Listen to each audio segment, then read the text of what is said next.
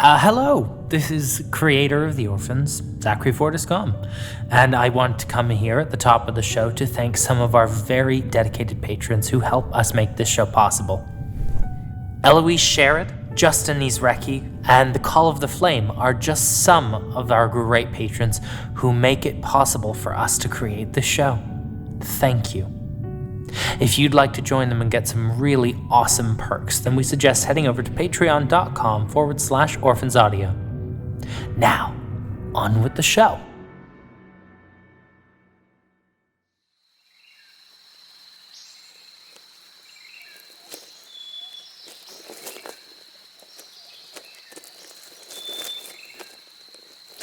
It's been ages. Where are they? Just give them time.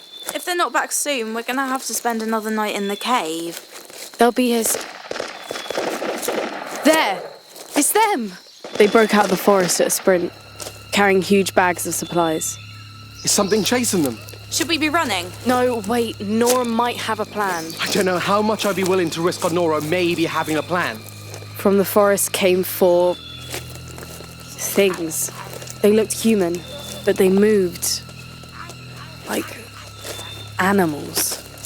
We need to go. Wait. Valerie, we need to... Wait! Come on.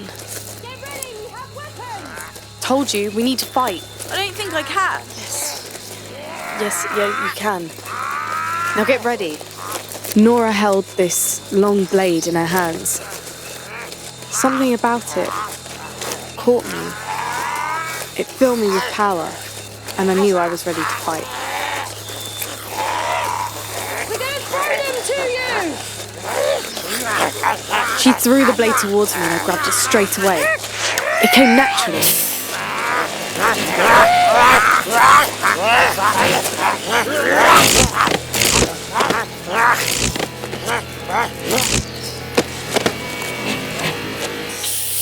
Good job, Val. Let him have it. Well done. Thanks.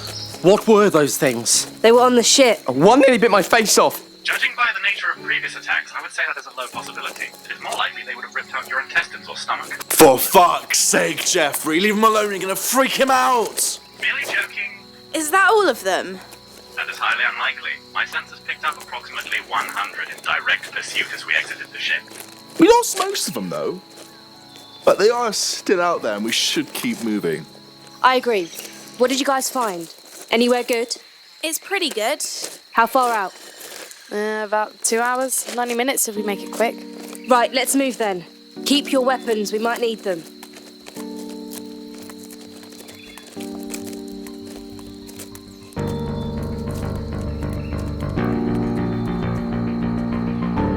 The Orphans, Episode 2, Above the Trees. Looks like we have another species to name. Just don't make this one so crap, alright? I still think Untamed would have been a good name. But it just sounds so stupid. Well, that's your opinion. So what are you going to call these ones? Let's see. They have grey skin. And green eyes. Don't forget the eyes. And they're vicious. Let's call them the Grey.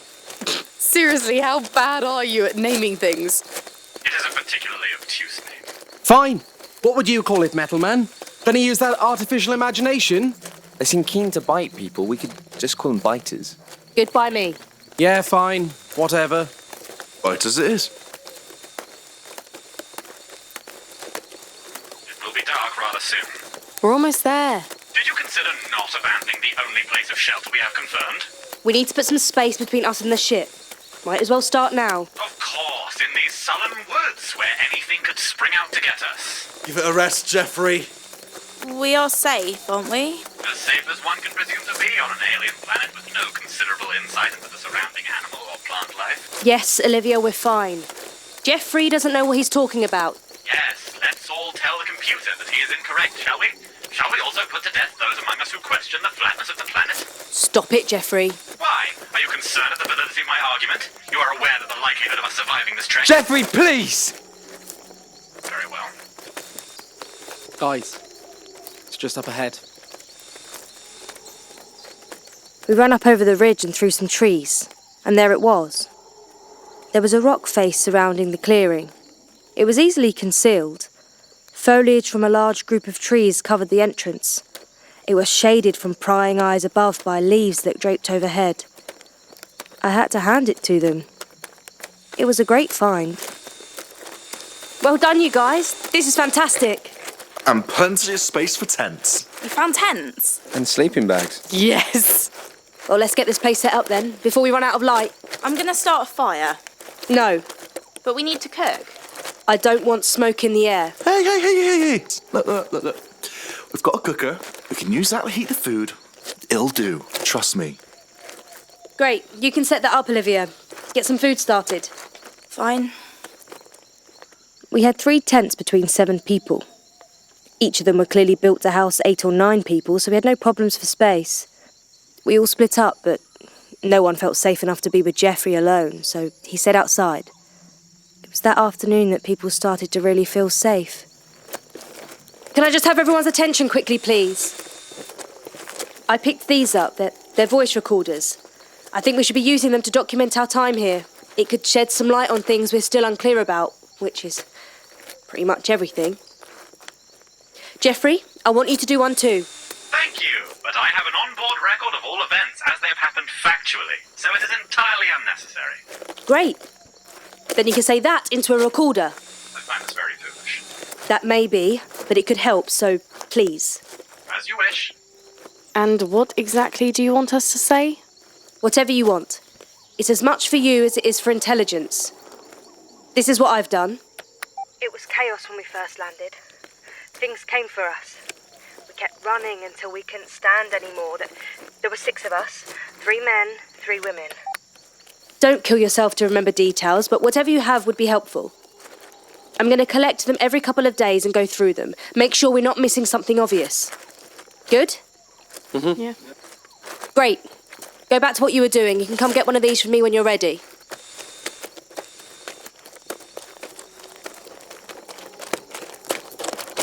Aren't you going to tell them about what we saw on the ship? No, not now.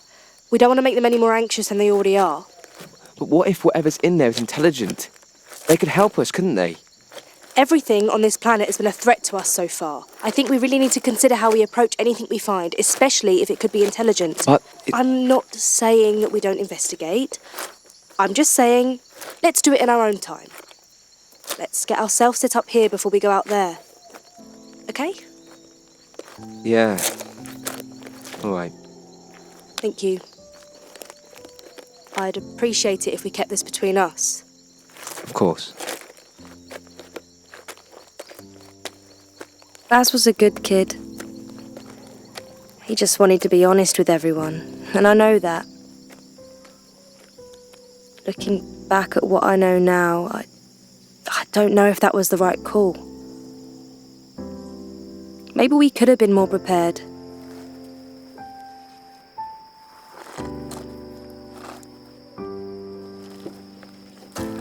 I mean, I don't remember anything, except that I hate cats.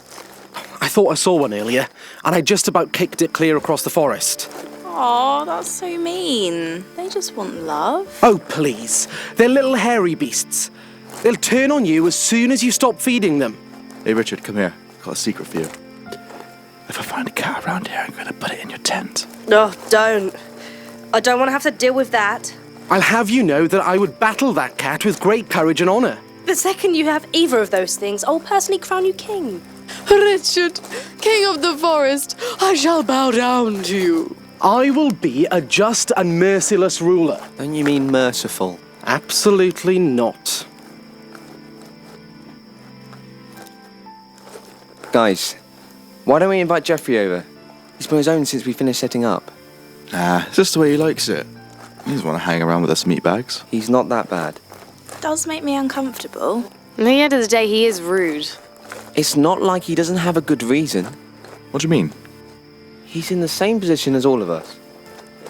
No memory and stranded, and we treat him like something that could kill us at any second. No one actually treats him kindly, and yet none of us have any problem getting him to do work for us. I don't know about you, but if it was me, I'd be rude. Robots don't have feelings, Baz. They're just metal and binary. How do you know? What if he does? How would you feel then? I think you're looking too much into this, Baz. He's a robot. just has very rude programming. Fine.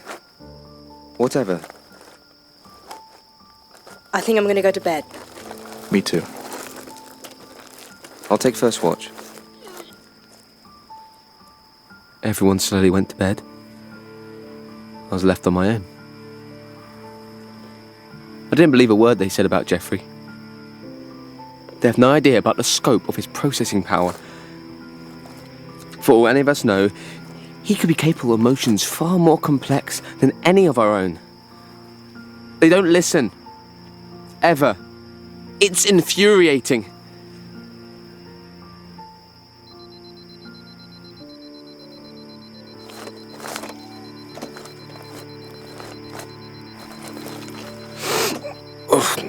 What?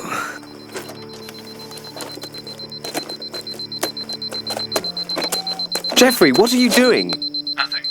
I am simply conducting maintenance on my arm. It appears to have been damaged. Let me take a look at it. That will not be necessary. Just give me your arm. Thank you. I found some repair tools on the ship. You're lucky. I am perfectly capable of repairing myself. You sure about that? How did you do that? It was a connection from your elbow to your shoulder. It was loosened and partly detached. I put it back into place. Thank you. You need to transfer that body soon. Those things were tough, but they weren't meant to last more than a few weeks. Someone would have picked you up by now if your homing signal was working. I am aware of this fact. Are you sure that you can't bypass your programming and activate it? It's not simply programming that prevents it. There appears to be a third-party program installed, annulling the homing signal. How can that even happen? I am unsure. Can I access programming directly? Only with access to a secondary processing unit. Where will we get one of those? I doubt there would be any located on this system. They only come with intelligent life. The ship does not seem viable, as all processing units found on the ship were irreparably damaged. It is unlikely any more remain. Well, we need to find a way off this planet then, won't we? I find that unlikely. Don't be so pessimistic. Why? I'm just a robot after all. No emotions and all that. You heard. Yes. Listen, sometimes people can be cruel when they face the unknown. It's just instinct. They need to survive. They'll come around, just give them time. Why should I? It's always better to hold your hand out in friendship to those who hurt you than retaliate. They clearly need a hand. Whether or not they deserve it... That is a particularly crude expression. Well, I think it's true. I wouldn't be here if it wasn't. Anyways, I'm going to go back out and keep watch. Allow me. I don't require much rest, and you did repair my arm. Thank you. You are welcome. Consider it an apology for my actions on the walk over here. Good night. Wait, Yes. we'll see if we can get you in our tent. Keep your body out of the elements, and it should last longer. Thank you.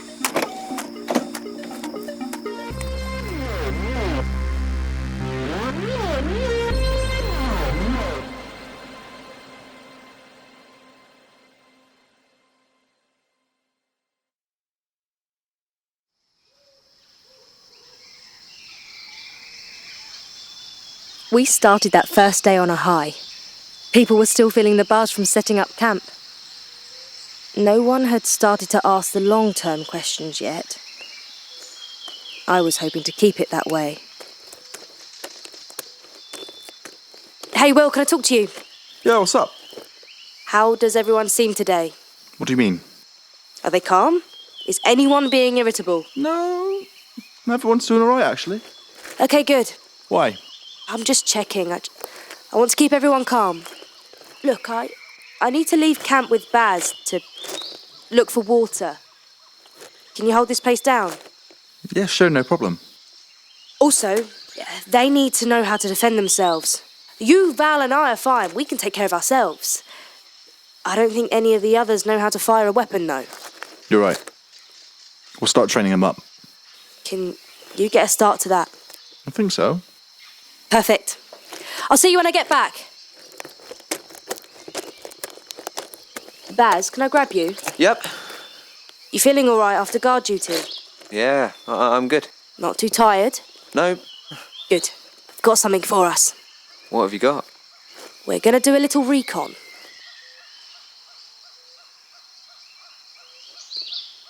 We'd been walking for about half an hour, maybe a little longer. Will had started up weapons training right before we left. You could tell some of them weren't happy about it. You found any water yet? Not yet. How much further are we going? I reckon we could stop here. This one looks good. What, the tree? Yeah. I want you to climb it. What? I can't climb trees. Well, you better learn quick. Why do I have to do it? Because the others don't know about the dome, and I have to stay down here to make sure nothing climbs up after you. Dome? You've named it. I couldn't keep calling it structural building, could I? Now get up the tree. You'll be fine. Keep an eye out for water, too. Here. Take these. Binoculars? From the ship. Hold on tight. All right. Here goes nothing.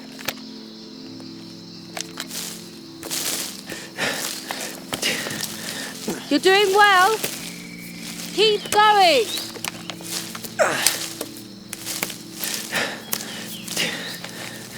How much further should I go? Right to the top. We need the best view. I don't know if I can go any further. You're gonna be all right. Just don't look down.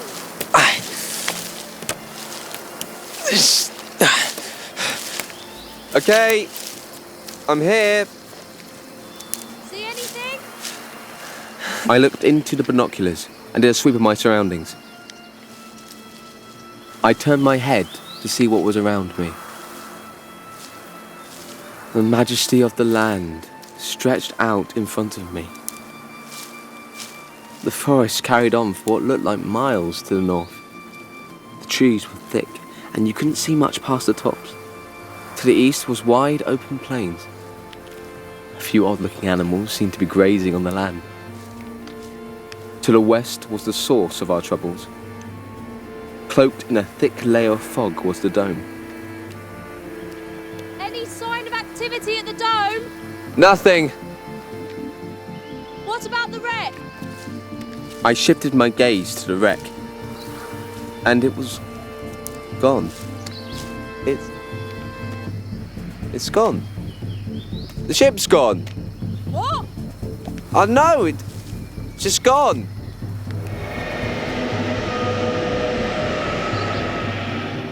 What was that? I looked back and saw that a hatch had opened near the base of the dome. A single dog emerged. It broke into a sprint towards the forest. It's a dog. It's running into the forest.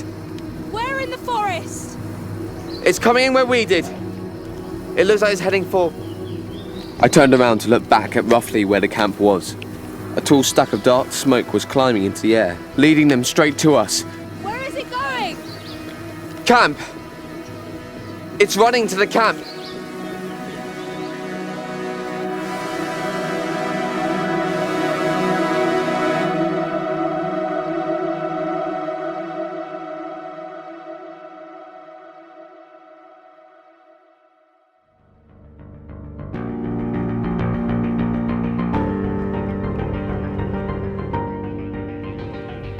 Hi, it's me, Zach, your favorite showrunner and voice of the credits.